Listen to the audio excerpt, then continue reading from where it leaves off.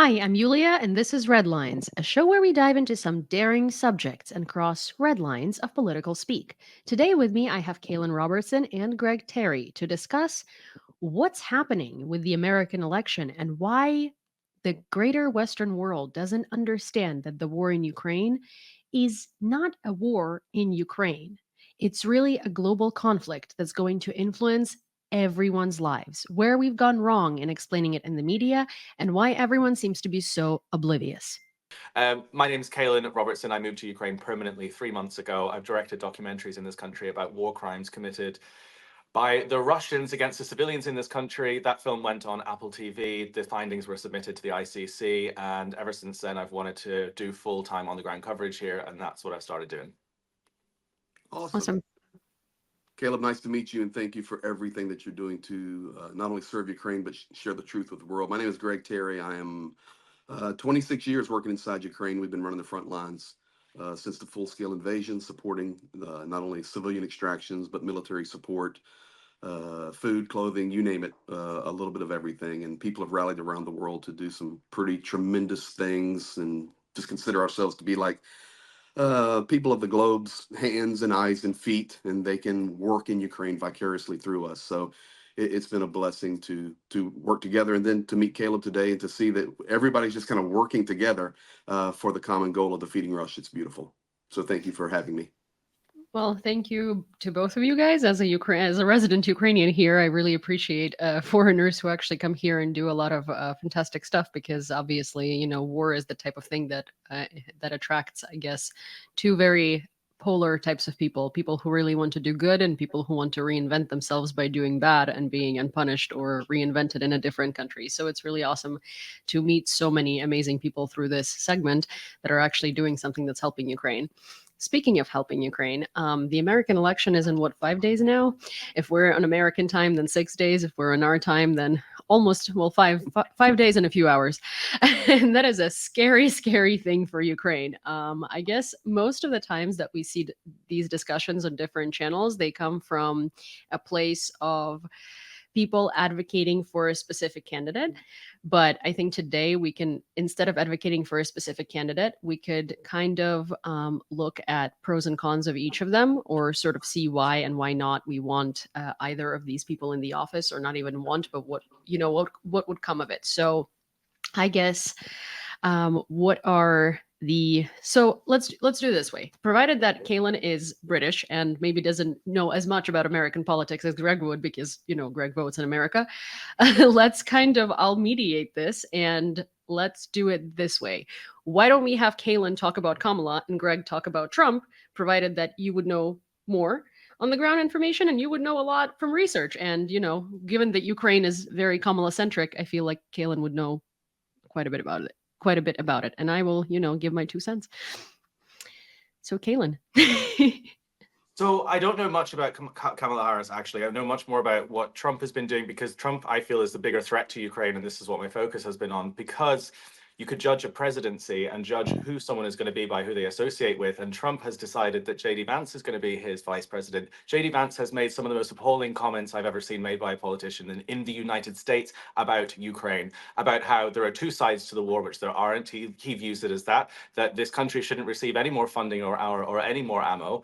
And he's been disparaging about Ukraine endlessly since the beginning of the campaign. Trump picked him. Trump picked him because Trump agrees with him. Judge people by their friends, judge people by their company. This is why I've been focusing so much on Trump, because that is what the threat is to Ukraine right now. It's two threats. One is Russia, well, three now, and then it's North Korea, and it's the Trump presidency, because the money will dry up immediately, and it's people are holding their breath here. They're worried about it, and that's what the serious issue is. Kamala Harris wants to prove herself as a tough politician. She wants to be, she's going to be potentially the first female president of America. And she's been really strong in her rhetoric about Ukraine, which is great. She's talked about Putin being, a monster, and she's talked about helping this country win. I think she really wants to make a mark and prove herself. And I think that she'll support this country in a pretty strong way, which is nice. Other world leaders probably think that she's quite weak. So there could be issues with destabilization in parts of the Middle East, places like that. But actually, I think that Ukraine will be in a better situation under her, because listen to what she says. What she says is that she wants Ukraine to win. She wants to continue her support. She wants to continue the financial aid to Ukraine. And America, it is incomparable, the money and the weapons that America are sending here compared to Europe. You know, it's like it's like 5 times all the European countries put together. You know, it's if you look at it on a graph, it's like America's here and then the rest of Europe are all little dots down here.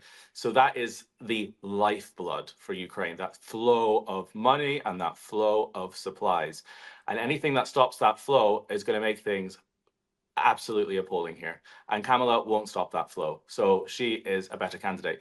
I campaigned for Trump in 2016 when I was right wing, when I was, you know, a right wing kid a long time ago. I thought, you know, I believed all this free speech stuff, you know, you can't make a joke anymore. You know, America, you can't be a nationalist anymore. You can't fly a flag anymore. I love America. I'm very patriotic about Britain. And I love my American friends, and he seems to be the candidate for America, right? And I like that message because we should all be proud of our own countries. Ukraine is great because it's full of Ukrainians and they fly the Ukrainian flag and they're proud of this country. Americans should have the ability to do the same thing.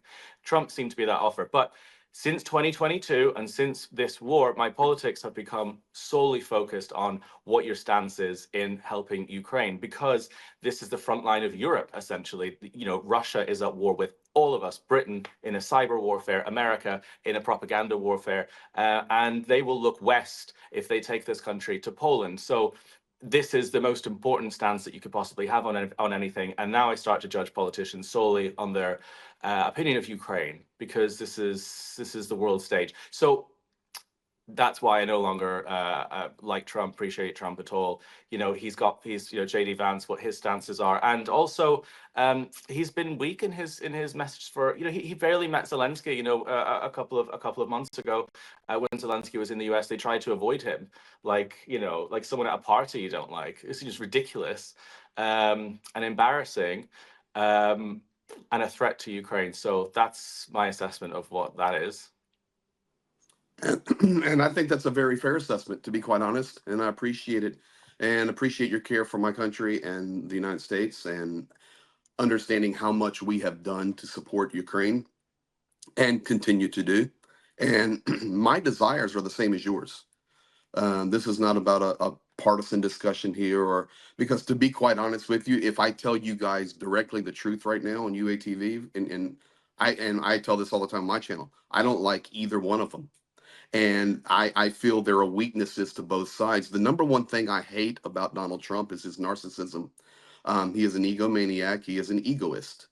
At the same time, with Kamala Harris, I just, from my understanding and being here in the United States, I am not sure we will even see a continuation of the Biden policy, by which the Biden policy has weakened significantly over the past 3, 4, 5 months. I know we had presidential drawdown. I know we have this promise and that promise, but we even have Zelensky calling out Biden in regard to confidentiality in regard to different operations. This is one of the reasons the Kursk operation was so successful, because Ukraine was able to actually keep it private.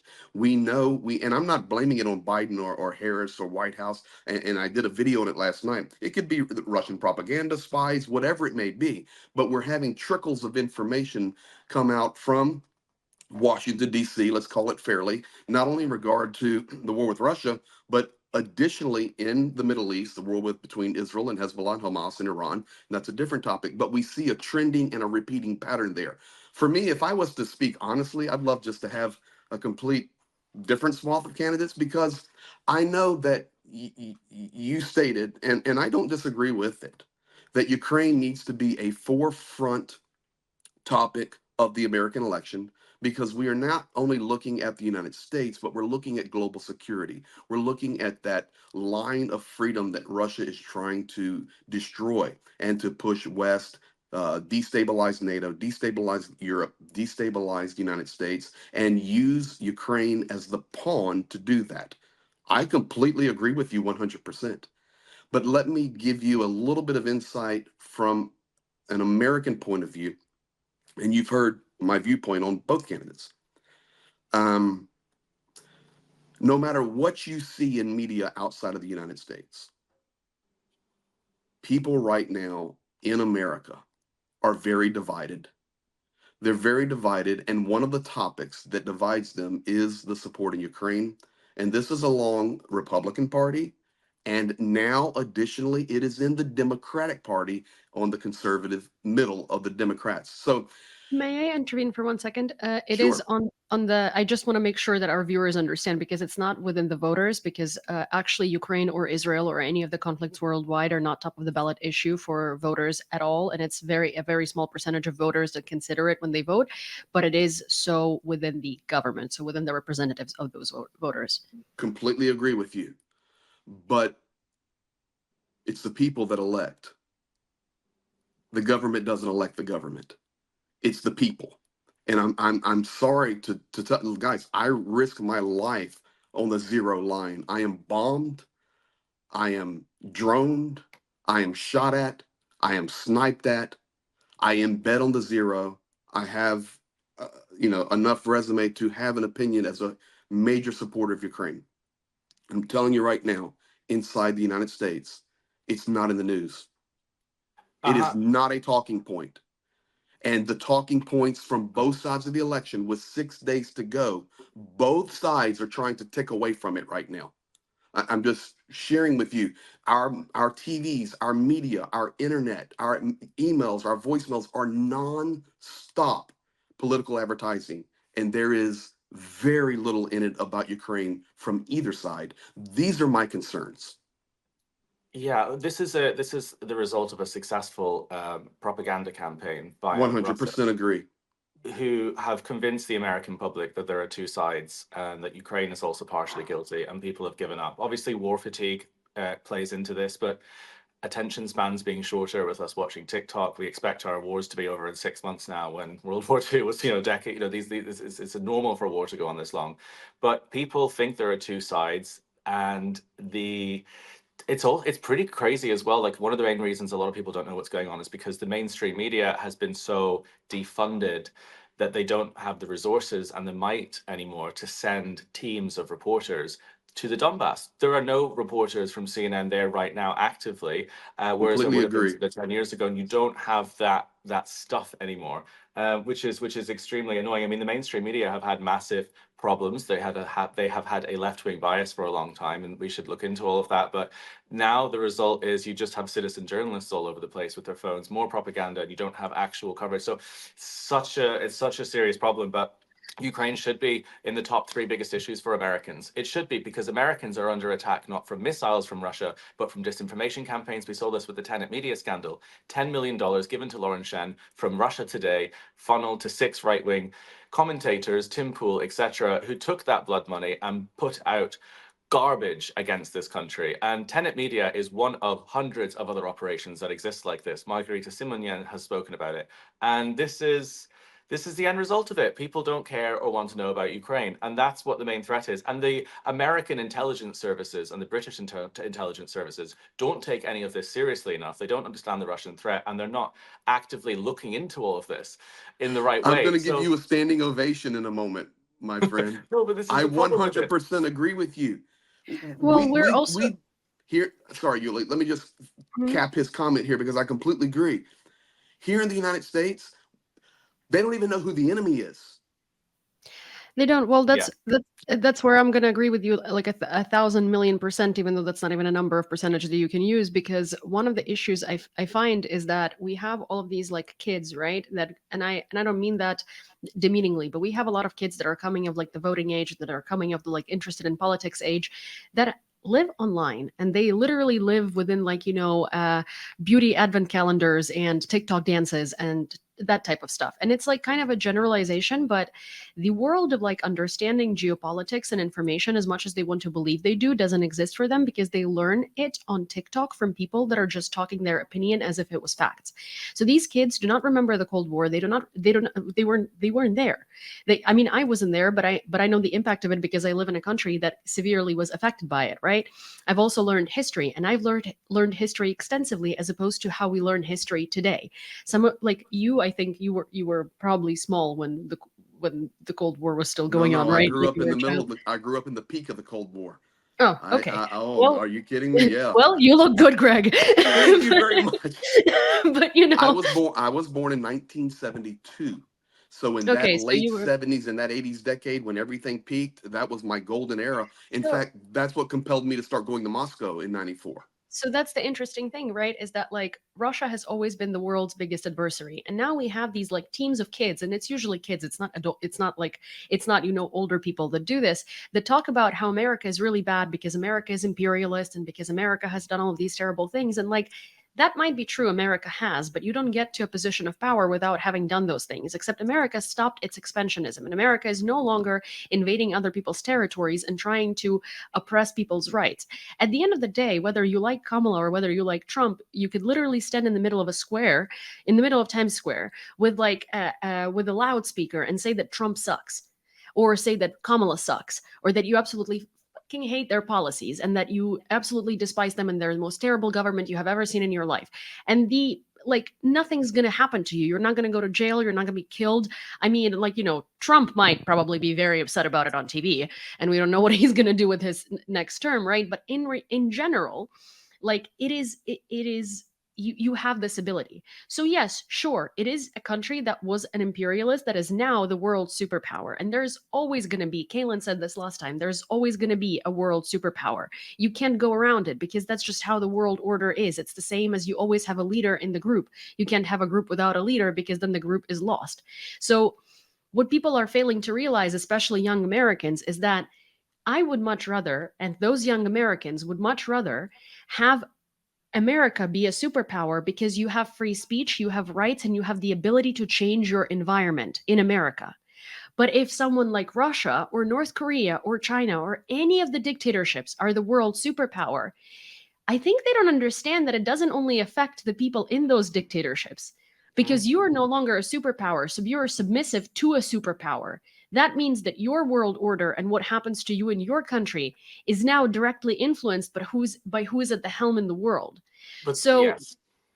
so the issues here for me particularly is when I listen to like people online talking about how the war in Ukraine is a local conflict and it really doesn't matter, and like it's just like Russia with Ukraine and let them figure it out. It's like no, it's Russia against the free world, and it's such a cheesy thing to say, but it is. And the people who have this opinion, who think that like, oh, America deserves this, our own country has to go down because we've been bad and stuff like that, you are so sheltered. You have Yes. never lived through adversity. Like the Mhm. biggest adversity that like in reality that we have in America, right, is like shitty policies, absence of healthcare, and homelessness, which is bad, right? But there are no missiles flying on our territory. No one's really going to try and invade us with tanks because we're alone standing, unless like I don't know, Colombia or Mexico or Canada decides to do so, but they won't because we have a reasonable relationship with them.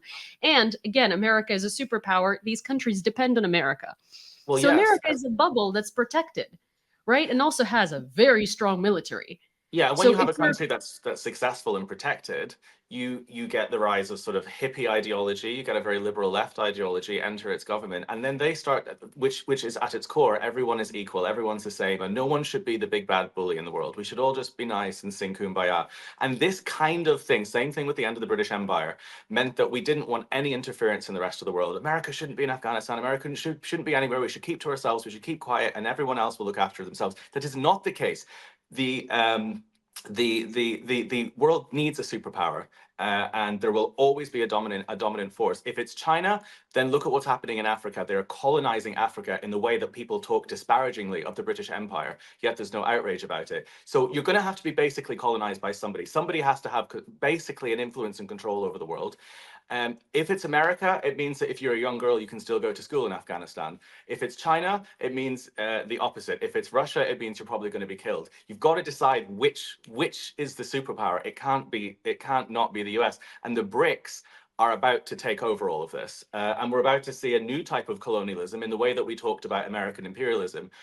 And it's going to be 1,000 times worse because there's no democracy attached to it. And it's hard to say that, it's hard to hear this if you're liberal and if you're left wing, because you're like, no, that And also there's also a contradiction with all of this, because it's saying America shouldn't interfere in the Middle East, America shouldn't meddle in other countries, but apparently America should go and save Palestine, and apparently America should also go and save Gaza. I mean, what are you talking about? So it's very selective, and it's not an ideology that carries through. So and it's also why this is happening, because Putin is looking at Biden, and he looked at Biden and he said, okay, America's passive, America doesn't want to have influence anymore, and that's why this war happened. I It's like, don't know you very well yet, young man, and I don't know what rock you climbed out from under, giving you some American slang there, and that is positive. But dude, I love you, oh. okay? Because you get it, young man. You get it. And I so appreciate that. Um, and Yulia, you get it. Both of you made valid points that I listened to that I've been hammering on. Number one, and I know both of you guys probably don't know this, although I know Yulia for quite a while now. I work in 38 nations. I work all over Africa. I work all over the Middle East. I work in all these war-torn places right now, such as Israel and such as Lebanon and Pakistan, of course, Ukraine, Moldova, Georgia, Russia, down into Africa, throughout the African nations. Everything you're talking about, and everything right now is a falling house of cards that has been happening. And it didn't start 1 year ago or 3 years ago. Guys, it started 50 years ago. And you were so proper in your assessment of the colonization that is happening in Africa on that continent from the Chinese government. But I'm telling you, they are partnering 100% with the Russian paramilitary groups. They are in full cahoots, partnering to, I use this word, to rape that African continent of its resources. There is a conglomeration, there is a partnership between a lot of these Eastern nations. On my program last night, I translated Zelensky's statement. I tried to help people understand where he was coming from in regard to security and keeping playing this war with our cards under our vest. Let's don't tell everybody what we're doing. Don't tell my private meetings, because I'm trying to do what's right. And I was trying to bring understanding from that, because as you guys said, social media started running with it, but they were running the wrong way, misunderstanding what he actually meant. And as I was sharing, I I basically gave the speech that you just gave. And that is this. This is much more complex than we understand. This did not happen on February of 2022. It didn't even begin at Maidan. It didn't begin in Donetsk in the fall of Crimea. None of these is the trigger. The trigger has been decades and decades of layers that have been built in, and we need the world to stand strong and recognize where the true enemy is. And if you recognize where the true enemy is, then you can fight the battles that are necessary to defeat the enemy. But as long as you fight a battle but do not go for the head, you will only just have battles, but you'll never have a complete victory. So the Well, understanding is, and Yulia, I know you want to, I see you cocking up there. You made the statement about this demographic of which you guys fall in, and I will call it 18 to 35, the TikTok generation, the microwave generation. We want everything now, we want it quick, and we want to understand it in a 30-second soundbite. You cannot understand global geopolitics, specifically centered around the horrible war in Ukraine, which Ukraine must win. There is no there's no question. And not only must they not win, Russia must be defeated. It's absolutely imperative for the stabilization of the world. You guys get it. But there are millions and millions and millions and millions of not only Americans, but Europeans that are looking for everything in the 30-second soundbite. And it's destabilized that generation for us, and we need to re-educate. well, for one, like, yes, the reason why these 30-second sound bites influence people so much is because you can take truth and twist it, right? You can take facts and you can put it in a very favorable light to whatever argument you're trying to make. So that works. It's like there are people all the time trying to send me information about Ukraine or information about the election, about Kamala, about Trump, right? That is not meant to at all influence their opinion about any of these candidates. It's just sound bites taken from someone's personal opinion, and that personal opinion is not a fact. It's just something that they judge based on what they see. It's the same as I can make a counter argument to that will sound as the thing they sent me that means a completely different thing. And people have no understanding between like fact and opinion based on fact, right? And you can have 55 different absolutely completely polar opposite axis of the same fact based in opinion, right? Because you can just you can mold it the way that you like it. But in terms of, like you said, that we need to understand who the enemy is, I think before we understand who the enemy is, we need to understand that the enemy is still the Soviet Union, because Russia ran the Soviet Union, and what's happening right 100% now agree. is a contingency. And Putin is not its own new little shiny thing that came to Russia. Putin is the product of the KGB. The KGB ran the Soviet Union. Putin was educated and absolutely trained by the KGB. So when he came to power, he was just doing the contingency. He was doing this, the destabilization, and all of that started about 30 years ago, right? Which is exactly the amount of time that it takes to re-educate foreign nations to favor Russia. And we're seeing that today. Then the next point that I really agree with, that I think is like absolutely horrendous, that people are not seeing, is people always say, well, at least Russia didn't colonize Africa. And this is actually a very big argument that is being aimed at people of color in America in general, to say that, well, America did all of these terrible things. It's imperialist. Russia didn't. Well, Russia is doing it right now, and you're not paying attention to it because you don't care. You're a little too preoccupied by, I don't know, three instances of terrible things that happened at the border with Ukraine to see that, right? Russia didn't have to colonize Africa. That was too far away, and it was too out of reach, and it would be way too much effort. They didn't have to do it then because they had Belarus, they had Moldova, they had Georgia, they had Armenia, they had Kazakhstan, they had all of these countries around them that they colonized. They didn't need Africa. They didn't colonize it not because they're good and they didn't want to take advantage of other people. It's because they were already taking advantage of people that were way closer in proximity. They were much luckier from the imperial perspective there. Now they're going to Africa because all of us, the people that they have colonized, are basically shoving them the middle finger and being like, we don't want to be this anymore. You've done this to us for centuries, and we're fighting back.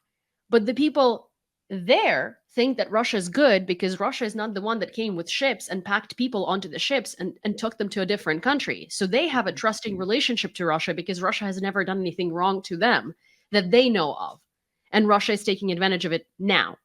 Well, that worldview also comes from Russian propaganda. A lot of the reports about Russian propaganda is that it's, influencing MAGA and it's making everyone right wing. It's actually the far left and the far right that the campaigns have been targeted. It's about portraying an image of America as a monster and weak, and also of the greatest evils in the world. This is why they funded Black Lives Matter, and why Black Lives Matter are a Marxist organization that is anti-American. And it's also the Black Panthers. All of these groups that are extremist left-wing groups have been funded by the Kremlin for decades because they undermine America. And the point of undermining America is so that America becomes too scared of their own population to actually have influence in the world. Margarita Simonyan has just boasted about opening journalism schools in Africa in the last few weeks, and they're now relocating bases of Russia today in Africa because that's the focus right now. Russia is colonizing Africa again in the same way that liberal and Harvard students talk about the evils of the British Empire when it was in South Africa. It's happening now from Russia, and they're defending Russia because they bought into this propaganda. And that's what's so frustrating, because it's the opposite of everything that they think they believe. And that's why they say it. There's no logic behind it. It's not even yeah. It's also because, the reason why these people, why people at large are not seeing what's happening is because we think of, we read about what's been happening during World War II or World War I, and we think that today we would have seen this, right? We would have seen the media, we would have seen how they are doing it, we would have seen the brainwashing. Also, if it was World War III, which it is, let's be clear on it, we would have known it because there would be tanks and trenches and all of these things. But we live in 2024. It's like, how we've seen all of those movies like The Fifth Element, where it was showing us the future and it was like so far-fetched, and now we have cars that look like that. They don't fly yet, but we pretty much have all the same things that were in there. We have microchips, we have phones, we have all of these like reflective glasses that show you kind of pictures, right? This is no longer a far-fetched future. So when we think of a World War III, we can't think of it as World War II and World War I, where there are planes flying over European cities and where, print magazines are what influences your opinion. It's not like that anymore. It's 2024. TikTok bots influence your opinions. Fake magazines that don't exist, that target, high school students and stuff like that, form groups online that are, I don't know, based on your favorite game, and they feed you information that you need to know about politics because it's done in an environment in which you don't suspect it. Mhm. Right? It's books, and it's movies. They put propaganda in movies, and it's so light core that it's hard to see it. It's one of the examples that I love giving the most, particularly aimed towards Ukraine. It's in 2014 when Russia invaded Ukraine. If you guys watch American action movies, then you will have noticed that before that, all of the bad guys, like bad guys, kidnapping, human trafficking, sex Russia. slavery, all of this stuff, they were all Russian mafia. After Mhm. 2014, Russian mafia were the big guys, the scary guys, the elite guys that you are supposed to be scared of because they're so advanced. But the people who were kidnapping women and sex trafficking and doing all of that stuff suddenly became Ukrainian. We Yes. started seeing a lot more, Ukrainian Vladimir who speaks Russian on American TV. But the label was the kidnapper and the human trafficker is Ukrainian.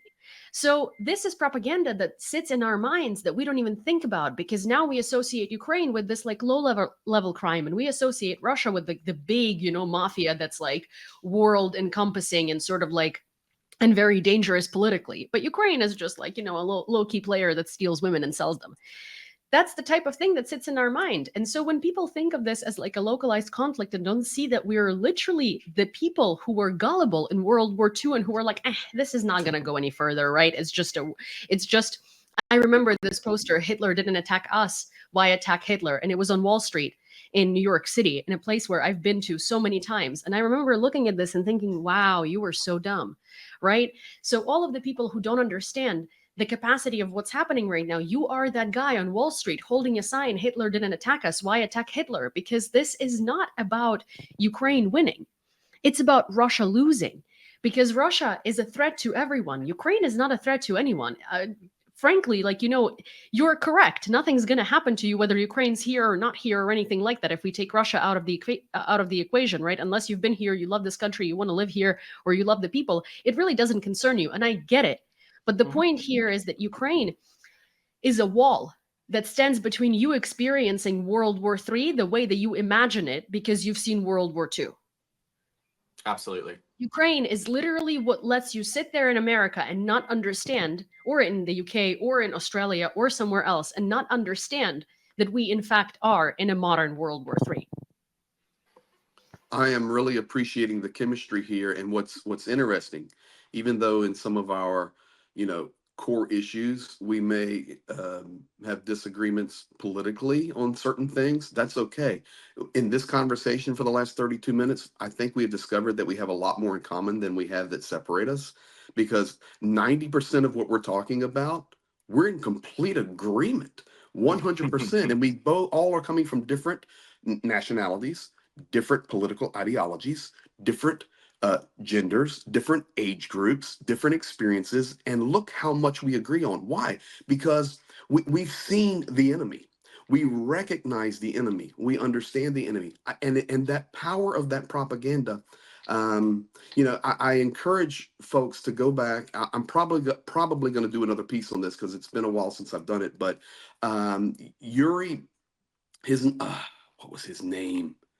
Yuri Bezmenov, who talked about the four stages of political or ideological subversion back in 1984, basically was a prophet as to what we are witnessing now. It was already in place for decades and decades. And that's the message I keep hammering home. What is the difference between a message that is ingrained and instituted into the fabric of society? You've referred much to Margarita Simonyan, and we can add Solovyov. I didn't realize they're not fountains of truth. Really? No, but they are that mouthpiece. But it is a nonstop. I have had Ukrainian supporters repeat their messages and did not even know where the source of the message was. And I will go back and say, you're repeating Solovyov, right? You're repeating Simonyan, but it sounds right. I said, it may sound right, but the message and the intent is completely opposite of what you're trying to say here. A lot of that comes, God forgive me, I'm 52. But a lot of Ukrainian supporters are 60, and 70s because they've seen and lived life, and many of them have been through wars, and they can remember their parents that were in former wars, and they said this will never happen again, and they're so strong and supportive. But then you come to that breach of technology where they're good at technology, but sometimes they can misunderstand. And I'm trying to be very kind here with modern technology. In those I deal with it with my own parents, and they'll look at something and go, Greg. And I said, that's not what that means. Let me explain it to you. And I help them. We need to continue. And that's why I'm such a proponent of education.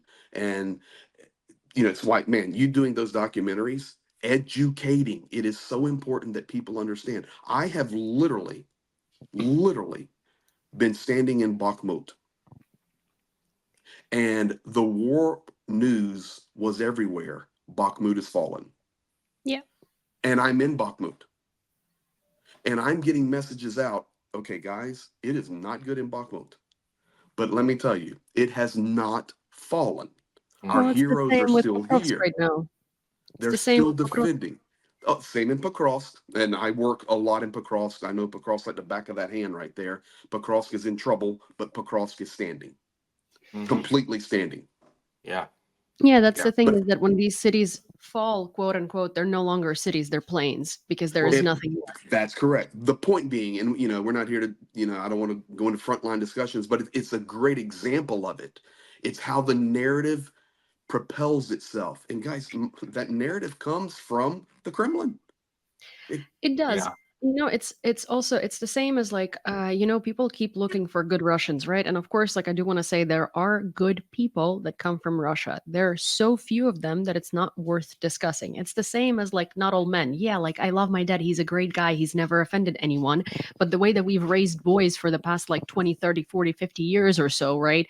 Boys do not have any understanding of women's personal space. So it's like, if they touch a woman and a woman doesn't want it, it's kind of like, it's oh, like, you're being too uptight or something. It's a woman's fault. So the same here with Russians. Like, yes, there are good Russians, but they're not the problem. The problem is a very vast majority of Russians that are a problem. Same with men. It's like, we teach them on TV that boys will be boys. So that's kind of like that discussion. And I find it crazy that we are surprised that this Russian propaganda is working when we put people like Yulia Navalnaya at the forefront of like, look, good Russians. Opposing Putin doesn't mean opposing Russian imperialism, doesn't mean that these people do not have the same core values. Opposing Putin means you want his job. We have Yulia Navalnaya that is propagating a message that she doesn't know if Ukraine should be getting Western weapons, right? That should tell you everything you need to know. Her husband was not opposed to the annexation of Crimea. He was not opposed to Donbass and to Donetsk and Luhansk being Russian. He, in fact, supported all of that. He supports Russian imperialism. He was incredibly racist. So is she. It's like we are taking her and putting her at the forefront of things because Russia doesn't have anything better, so we just need to put this. But that's the point. Yeah. I think the message we should be propagating here is that Russia doesn't have anyone good to put out there, and that's a problem. And that's the problem within the country. You have not a single person that's like a candidate who is good. And also, people in Russia do not like Navalnaya. They don't care. They don't know who she is. It's the Well- Western people that are like kind of cheering her on, right? Russians literally have no clue. And they also don't like her because they don't hear her English statements literally supporting the war vaguely. They know that she's opposition to Putin. They love Putin. And then people in my DMs go and say, oh, she can't say anything else because, people in Russia are not going to support her because they're largely brainwashed. So she has to be careful about how she speaks about Ukraine. Do we understand how upside down the world is? So we have a Russian leader that no one in Russia cares about, that we are propagating in the West as the next best thing in the, as the next Russia savior, right? And that leader is running on a message that Ukraine shouldn't be getting weapons because Russians in Russia are being bombed too by their own government because of North Korean missiles that land in Russia because they're misfiring, right? And the fault of them being bombed is Russia invading another country. And we're giving her an excuse for saying horrendous stuff that's propagating Kremlin's messages, because if she didn't say that, people wouldn't like her. Well, How is this what we are grooming to be a Russian leader? It's the perception in the world that's so warped in general. It's also because we apply Western ways of thinking and a Western mindset to a country that doesn't have a Western mindset, that has a Soviet mindset. The Soviet mindset is that of the people with Stockholm syndrome who are grown up, who basically grow up with an employment basis, with a sort of a paternal basis, where basically you give somebody the absolute minimum just to survive, and then you kind of take it away and you pull it back. There's a basically completely different Soviet mindset that we have in the liberal West, and we apply that to Russian politics. Oh, Putin wouldn't escalate. Putin would do this. We apply the way that we think to him, and that's why we're so wrong about this. And that's also why we think that Navalny is probably good, because, well, the leader of the opposition must have the opposite ideas. No. In Russia, it's about dethroning and carrying on the same ideology. If you grow up in Russia, whether you're a peasant or an oligarch, you have the Russian mindset, and it is the opposite of And the you have Western a mindset. tsar. Yeah, and that's And you it. have a And it tsar. doesn't, It's you know, like, you know, yeah. in most countries, you love your country. And when someone asks you about why you love your country, you talk about your home or your childhood or your planes or like things that you want to preserve about your country, no matter the leader. When you ask people about Russia, there is not much to love about Russia because it's destitute outside of Moscow and St. Petersburg, right? They all love the government. For them, the country is the government. I think basically what's going on here is that no matter who's winning this election or no matter who's losing this election, the problem stays. And the problem is that the majority of the people who are electing do not understand the threat that the world is facing today. Because Yeah. no matter who is president, and we can have our own like sort of preconceived notions of who's better and who's worse, and who's going to fail Ukraine and who's not going to fail Ukraine. But even the people that we think aren't going to fail Ukraine are still sort of failing Ukraine because everyone is looking at it as a localized conflict. While we're literally looking at one of those large events in history, like World War II and World War I. And I'm sure that people who lived through both of these wars at this point in time, 2 years into it or 3 years into it, had no fucking clue how big it's going to get and how bad it's going to be and how changing it will be for world dynamics. We're on the brink of either democratic nations, imperfect, with a lot of problems, with no healthcare, with no rights and for certain things, but still where you can decide what you spend your money on Amazon, and how much money you spend, and what house you get, and where you live, and all of these things, right? Where these countries are going to stay where they are, or whether we're going to get a new world order where for decades and decades to come, we and our children and our grandchildren and whatever are going to be living in a world where we don't have those. And we have no say in whether we like the candidate, whether we don't like the candidate, whether we appreciate our rights or don't appreciate our rights. Mhm. Because look at China. People are supervised. Literally, they have like a social point system. Look at Russia. You could be thrown to jail for literally anything. They have no rights. They're destitute. They're impoverished. Their leader lives in a castle, and he's probably the richest person on earth. But we don't know that, right? Look at Iran. I think that's self-explanatory. Look at North Korea. For some reason, people started romanticizing North Korea these days, which that is absolutely wild. Again, history is not being taught correctly in the world in which we live in, because people are romanticizing North Korea and thinking it's not that bad, and having people from North Korea who escaped, which are defectors that are not many, questioning their testimony and saying that that just simply can't be true, they're making it up for views, is ridiculous. Because soon, if we don't wake up and if we don't start treating this as a world problem, you're going to be those people whose testimony is going to be questioned. And, destitute countries that are still evolving are going to look like a fantastic place to live for you, because there at least they have freedom of speech and they can express disgruntlement over their living conditions, while you won't be able to. And that's scary. Like, this is scarier than, arguing about Kamala and arguing about Trump. And especially when you're a person who is so concerned about human rights, and you're concerned about abortion rights, you're concerned about rights of your children, you're concerned about all of these things, right? But then you're not concerned about Ukraine and you're not concerned about Russia, you're doing yourself a disservice.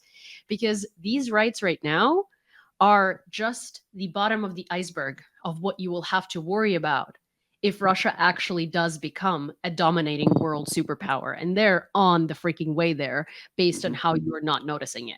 Russian oligarchs are buying out our media. Russian oligarchs' children are going to our schools. And then those children become your best friends because you went to school with them. So when Yep. someone tells you something bad about Russians and about Russian oligarchs, you to yourself think, well, Misha and I went to college together. He's a stand-up guy. He's great. We've, gone to so many bars together. That is by design. It's by design that you love those people and that you consider them to be friends because their parents send them to these American institutions not because they consider America amazing. Believe them when they say they think that it's the rotting West and they fucking hate you. They Yeah. send their they send their children here so their children are integrated. Because at the end of the day, their kids are going to be making money in Russia. And in order to be making money for their cushy little lifestyle in Russia, they have to hate you.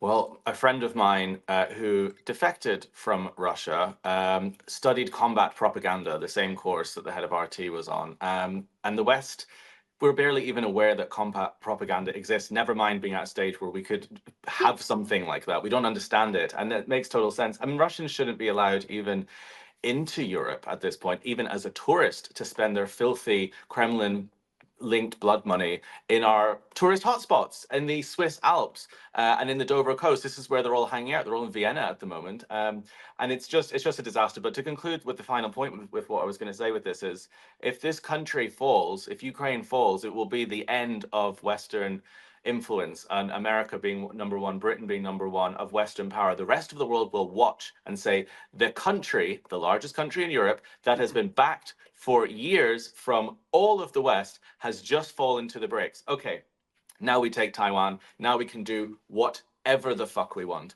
and that's what's going to happen next if things destabilize here, and it will be the end of liberal influence in the world, of Western influence in the world, and there is no coming back from that. There's no coming back from that. So it's not the fall of Ukraine, it's the fall of the West in a lot of ways. At the end I of this would war. just throw my 2 cents in here to conclude by saying I absolutely support both of your final closing statements 100%. And I would tag it all this way. We must have a solid red line of solidarity to stand against Vladimir Putin, the Kremlin, and the Soviet regime that has been preparing and priming the pump for this for decades. I take it back to the 50s with Nikita Khrushchev. It has been cooking and cooking and cooking. And unfortunately, there are many, I would even use the word most, that do not understand the complexities of it, do not understand the Soviet mindset, do not understand, even after all of us, people like us, standing from the mountaintops and screaming and ringing the bells, this is what is happening right in front of your face, and they still choose to stick their head into the sand, send $100 donation, and know that they're going to wake up in 2025 and everything's going to be okay with the world. That is not possible. So not only must Ukraine win for Ukraine, when I'm embedded with the soldiers, they're fighting for three reasons. And these are in the order. Coming in number three, they are fighting for their country and their sovereignty. That's number three. Coming in at number two, they're fighting for their children and their grandchildren to have a future. But number one, they're fighting for their fallen brothers and sisters who have already given their life for this horrible war. So that's not going to change. So, of course, we are 100% supporting Ukrainian victory and full sovereign borders, 91, full stabilization of that nation and partnership with the West. That's easy. But guys, it is much more complex than just Ukraine fighting Russia in this machine. Russia is fighting Ukraine and the world through this. This is what we're seeing. And the only way, and it really comes down to uh, ultimately, this person or that person's elected, yes, important. These policies are in place, whether it's American, European, Australian, whatever. Are they important? Vitally. But until there is an internal resolve that is strong as concrete, that understands that Russia must be defeated on the battlefield, and then secondly, they must be destroyed from within. The Kremlin must crumble. Until those 2 points are understood by the rest of the world, we will continue these conversations. So we're cracking the door on it here, and we will continue to shout it. So I feel that that's been our bullseye today. And it's just been so refreshing. I've enjoyed this time, and thank you for the opportunity and the invitation. Yeah, thank you guys for being here. I hope that honestly, like I always say that I hope to see you guys here again, but I think this time I really like, I mean it times 50. Also, like maybe let's reconvene after the election. Awesome. All right. Well, thanks for being here, and I will be seeing you soon. Thank you, Yulia. Be blessed. Well, this one certainly crossed some red lines, and I mean it. I think this was the most heated, most honest, most no BS discussion I've had really on any of my channels in a very long time. And I really hope that that struck some nerves and really triggered some thinking and some deliberating on, seeing these topics from a different view. I really hope that this discussion is going to be something that you will be sharing with your friends because, we say these things all the time, but we don't say them from this different angle and this different perspective. And I really hope that this discussion is going to not change some minds, but get some gears really turning. So please do share this episode as much as you can. It really deserves it. Do give it a comment and, tell me what you think. Maybe you have some questions for us. Maybe you have something to add. I'm always, always, always very happy to read it and, put it in my mind for the next discussion. And of course, give this video a like and don't forget to subscribe to this channel so you can see more amazing discussions like this. And I will see you next time.